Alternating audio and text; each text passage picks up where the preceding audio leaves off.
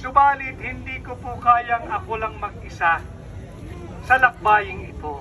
Kaya po tayo magkakasama, kinakailangan ko po ang inyong aktibong suporta at aktibong tulong dito sa napakabigat na laban. Alam ko rin na pagod na ho kayo sa korupsyon at higit pang korupsyon.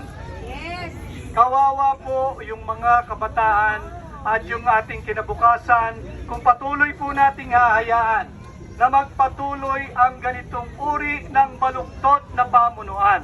Kaya po inaanyayaan ko kayo, magsama-sama po tayo, halina't tumungo tayo doon sa good governance at ipagpatuloy natin yung war on corruption. Importante ho itong midterm election, ating singilin ang mga kalapisan ng kasalukuyang administrasyon, ang administrasyon ni Bongbong Marcos. Atin silang singilin at panagutin, nasaan yung 500 billion pesos na sinasabi ninyong flood control funds? Nasaan yung ipinagmamalaki ninyong 5,500 flood control programs? Bakit sa tuwing umuulan, bumabaha?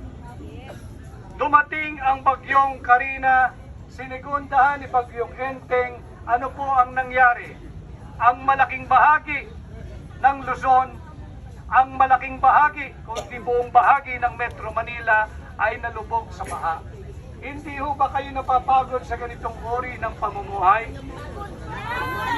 Hindi ka pa tapos maglinis ng putik at tubig ulan na pumasok sa iyong bahay, meron na namang putik at tubig ulan uli na dala ng ulan, dala ng bagyo, dala ng habagat. Subalit ito po ang katotohanan, hindi po kasi nila ipinatupad yung totoong flood control programs at hindi po nila tinustos para sa benepisyo ng mamamayang Pilipino ang flood control funds.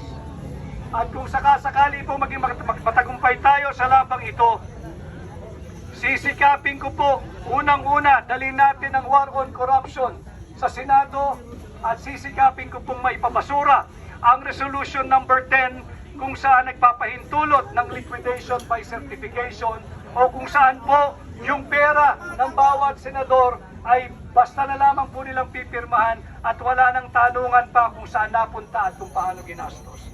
Ito po ay pera ninyo, ito po ay pera ng Pilipino, kaya wag po natin silang hayaang magpatuloy sa kanilang baluktot na pamunuan.